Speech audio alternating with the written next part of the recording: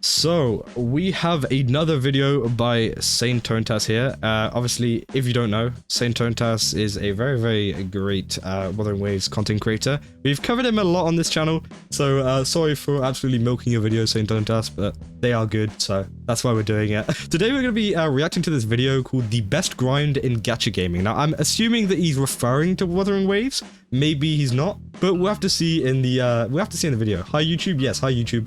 Hello, YouTube. How are you doing, YouTube? Yeah, we're live right now if you guys want to come join us.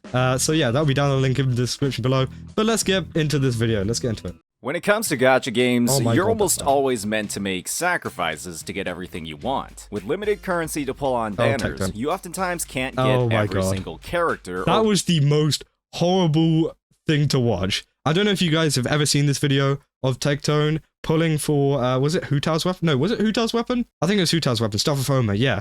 And that's whenever they didn't have the whole kind of path of whatever it was called kind of thing on the weapon pad. Oh my bro. Him pulling so much and spending more money. Staff of Homeless, exactly. That's why they call it the Staff of Homeless, because he went bankrupt. He went absolutely bankrupt. If I do. Well, I mean, you know, he's a pretty wealthy man, so he probably didn't go bankrupt. But you get what I mean. If you're an average person, you would probably go very bankrupt by doing what he did.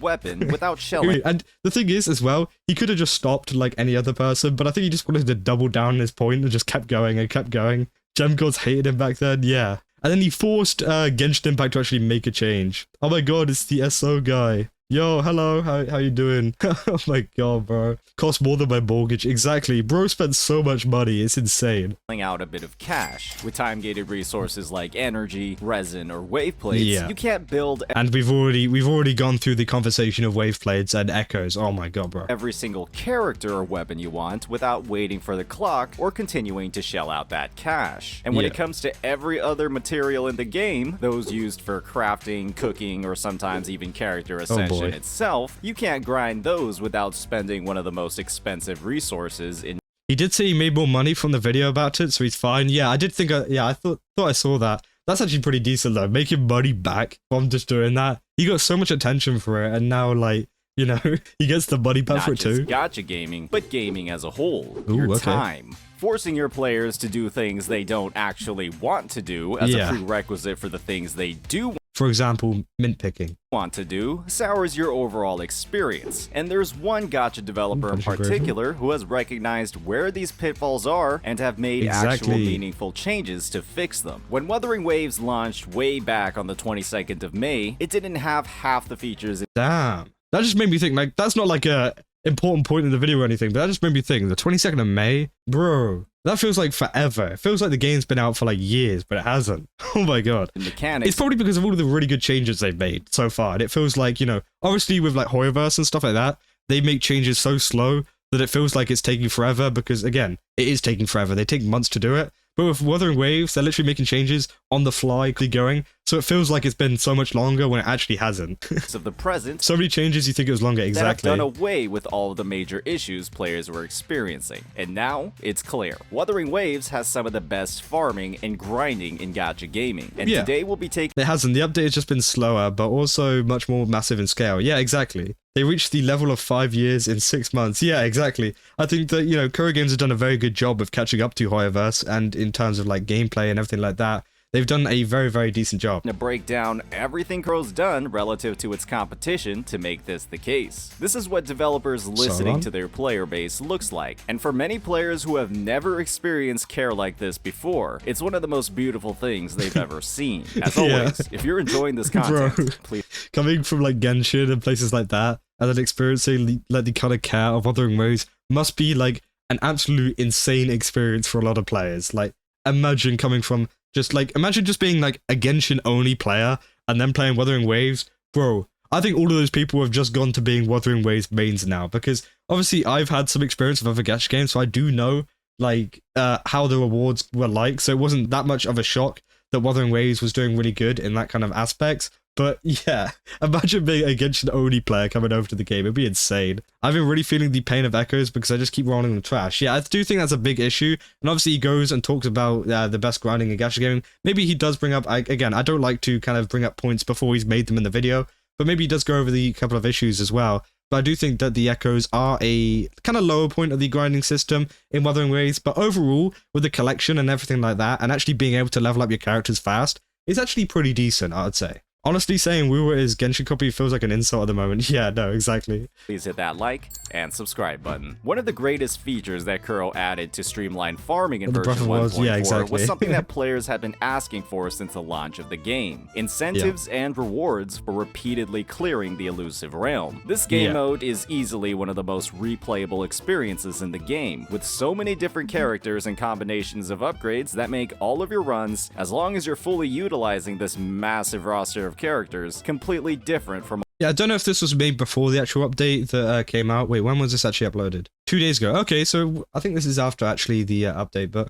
again, I think it's gotten a whole lot better, and from what I've played, it's been so good. All the ones prior. Previous versions of this roguelike mode could have all of their rewards redeemed in less than 6 or 7 runs spread across the entirety of the 40-day patches. And when every run after that wasn't giving additional rewards, and players had plenty of other resources or materials they had to grind in the overworld, that meant that players, in a lot of ways, were punished for doing something they enjoyed doing, simply because they were wasting time that could be spent grinding exiles for rings or TDs for echoes. Kuro did away with this sacrificial dynamic in one of the most. That was one of the issues I've had with the game, is kind of grinding those TDs around the world. I think it's very monotonous, but again, I can see why people do like it. It is a lot better than, you know, in Genshin Impact, as I said, with the mint picking and stuff like that. You're going around picking up flowers, whereas this, you're actually fighting stuff, which again, I think does add a more interesting aspect to it. But I really wish that they kind of fixed the tacit field stuff first, and then kind of worked on the open world stuff. But again, maybe that's something that they're working on.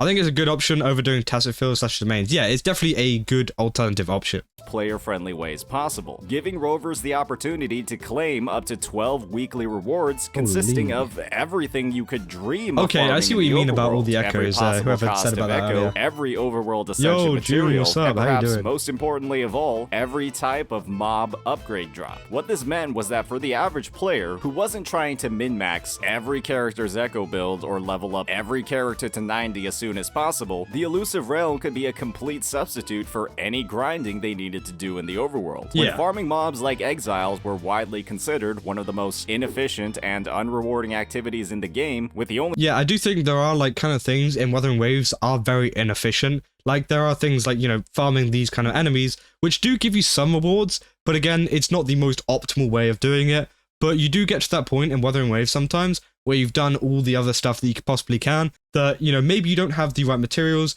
maybe you don't have the right echoes, maybe you don't have the right this. So then you end up doing this kind of monotonous kind of grinding thing, which just isn't really worth your time, but people still do it anyways because they really, really want it. Yo! Thank you, I am Kameko, and also Orange Bang for the sub. Bro, that's insane. You gave a gift sub to Rednu. Oh my god. I'll tell Rednu about that. If Rednu's watching, I don't know if he is watching. Yo, you just got yourself a free sub there. Thank you so much, man. I ran out of rings when Jinshi came out, and I've been struggling since. Oh, really?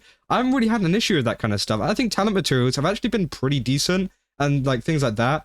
I don't think they're that bad. I think it's more the echoes I've had an issue with. But honestly, I think a lot of the other stuff that they've been doing in terms of grinding, building out your characters, have been a lot better. Defenders of this grind being players with way too much time on their hands. It's clear that Kuro listened to the right part of the player base when making these changes. And this is something that I bought with the echo stuff. Obviously, there are people out there who will go around farming echoes, go around, you know, go around the world defeating all these enemies and stuff like that, which again, they can do that if they want, but not every player has that time to be going around the world doing stuff, you know, kind of going, taking out mobs, getting echoes or whatever. It's just really annoying in like my kind of like sense, because I've got a lot of other games to be playing. I don't want to be running around the world for hours on end. Now, obviously, if Wuthering Waves is your only game, or, you know, you like playing Wuthering Waves and sinking time into it, then that's your own choice. But I do think that Kuro Games listens more to the player base that plays it less, which doesn't make much sense. But if you actually think about it, it does kind of make sense, because,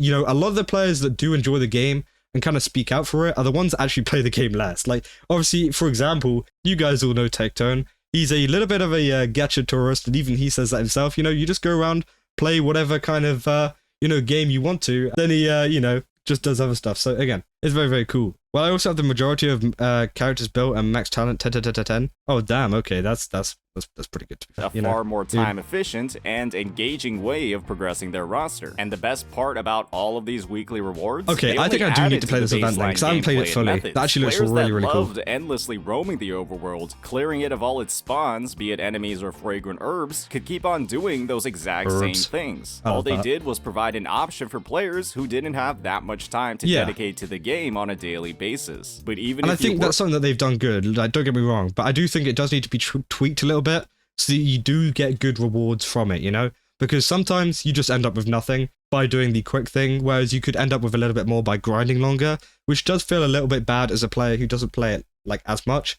But I guess it does kind of give you that kind of benefit for playing longer. I don't really know. For someone that did, Kuro also provided plenty of tools like advanced enemy tracking and the most simplified, effective form of resource location we've ever seen. Other developers in the industry, on the other hand, have clearly demonstrated they don't really value their players' time at all. The biggest and oldest example of certain developers absolutely wasting their players' time is easily the integration of talent materials in Genshin Impact. Hoyoverse's implementation here is one of to be fair, I know I talk a lot of bad about the ecosystem in Wuthering Waves, but holy crap. Genshin Impact and their talent material stuff and having to farm it on a particular day is the most craziest thing I've ever seen.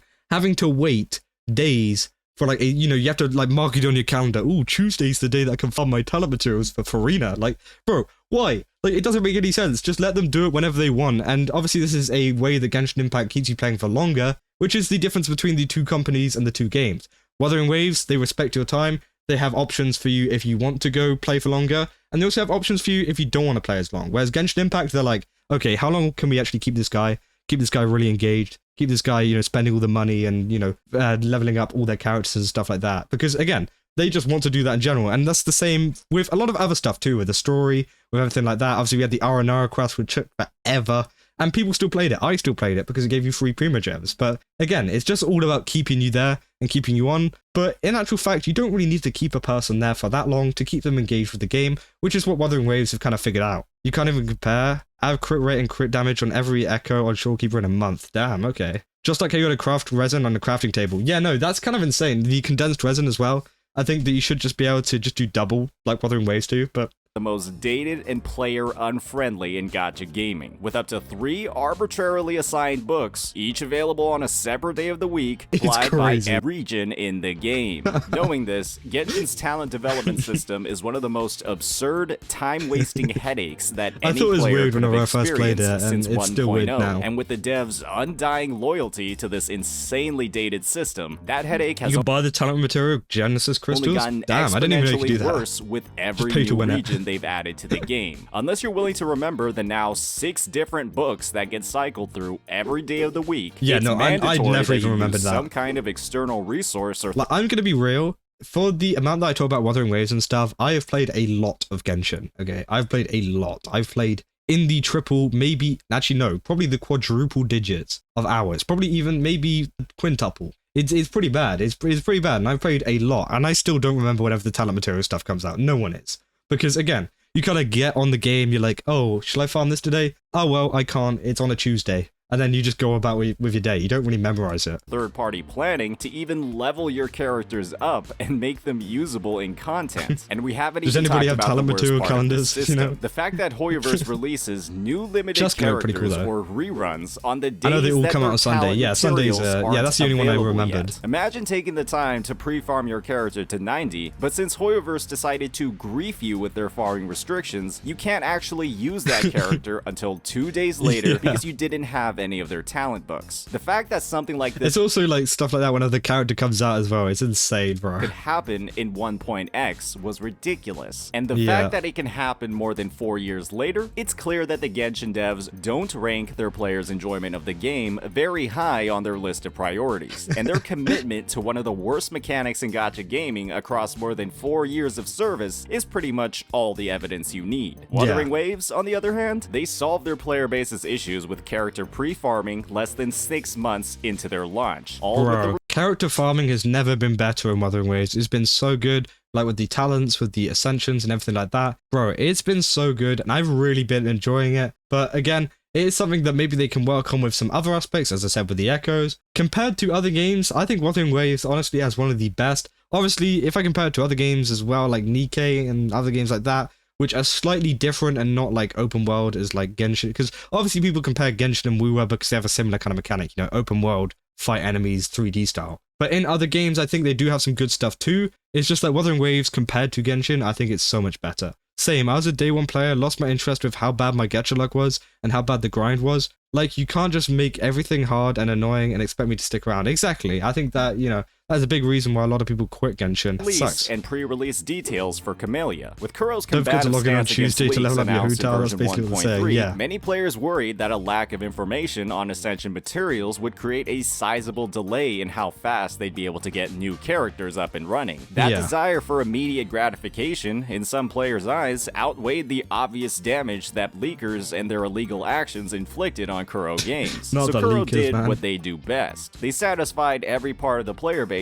by providing a massive amount of pre-release information across every part of Camellia's character, allowing... Because that was the main thing that a lot of Genshin and Hoyoverse leakers had. Not even just Genshin, even like Honkai Star and stuff like that. A lot of the leakers, the one-up that they have on everyone is that, oh, I need to pre-farm, so I do have to look at leaks, and that's why people do it. But I think Wuthering Waves here actually did a good job in being like, hey, these are the stuff that you're going to need. You can actually do, you know, farm this a couple days before she actually comes out, which is very, very good. And it definitely solves the problem of like leakers actually going ahead and just leaking all the stuff. And it just kind of makes them almost redundant. Obviously, they do have a kind of, you know, they have a purpose in the fact that they, you know, release characters early and they kind of release trailers or stories or whatever.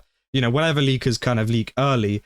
But it's kind of taken one aspect away from them, which Hoyoverse have been dealing with forever. And it's kind of taking them on in a kind of non-confrontational way, which I think is so much better. Players to get a big head start on the pre-farming and limit the headache that comes with wave plate expenditures. When you also factor in the huge simplifications made to the upgrade materials as well, like making skill upgrades and weapon upgrades share the same exact material, rather than the convoluted system from Genshin Impact that adds the exact same daily restrictions of their character talents to their weapon ascension as well, you don't need an Excel spreadsheet or a third-party tool to have any idea of what you're farming or who you're farming for on a daily basis. And there's way less room for waste due to farming the wrong domain by mistake, or even over farming after a few lucky gold drops. Wuthering Waves respects your time. They do, and that's what I said at the start of the video. They do really respect your time. Nico, hi, I'm new. I do enjoy your videos a lot. Nice job, and thank you for your hard work. Sorry for the off topic. No worries. Thank you, man. Welcome. Design of Kuro's baseline systems, combined with every new feature they've added to the game, they're constantly looking for ways. I know I mentioned this at the start of the video. Obviously, it feels like it's been a very, very long time since, you know, Wuthering Waves first came out. And that's because of all of these massive changes that they've been making with quality of life and everything like that. And this just proves how much Wuthering Waves and Kuro Games have been, you know, doing behind the scenes. Now, maybe there's another game out there that does more. But honestly, I'm very satisfied with how Kuro Games have been running everything and how they've actually been dealing with a lot of the issues that have been occurred to them, and also just improving their game in general from player feedback. And you can claim a same weekly boss reward multiple times in WuWa. Yeah, no, that's good. To improve the player experience. And the best way they've done that is by limiting the time players are spending on things they don't want to do. When you look at the integration of features in games like Genshin Impact, it's clear that most of their arbitrary restrictions serve only to extend your playtime, create FOMO, and heavily inconvenience the player. It's incredibly ironic that one of the Genshin devs' reasons for never expanding on their endgame was the anxiety they'd inflict on the player. Oh yeah, guys. Wuthering Waves doesn't have a TCG, so, you know, it's just been beat there. As a Toma would say, you know, Wuthering Waves does have a TCG? No, but Genshin does, so obviously it's the better game. Especially when their integration of talent and weapon materials, complete with over 12 unique materials that get cycled through every day of the week, is one of the most anxiety-inducing things we've ever seen. It's so bad. Kuro's genuinely only made the game better with every feature they've added in development and across release. If you're playing a game more simply because you're navigating the annoying obstacles that the devs have intentionally put in place, it's okay, that's I don't not a have TCG valuable anyways, use of your neither. time. It's insane that some devs have done more in 6 months than others have done in 4 years. That's what it's like when the devs you can't fish play in their WuWa. own game. No. As always, if you enjoyed this content, please hit that like and subscribe button. Damn. Peace out. Very, very good video from Saintontas there. I definitely recommend you guys go give it a like and go subscribe to him. I'll leave it in the chat, and I'll also leave it in the link below in the YouTube video if you guys want to come join us. Again, I am live on Twitch right now. We're all here, we're all having a fun time talking about Genshin TCG and why Wuthering Waves isn't as good because we don't have fishing. So, Gacha Games, what we're taking from this video is Gacha Games add fishing to the game, and then you will make more money. I'm telling you, it's a proven fact. Anyways,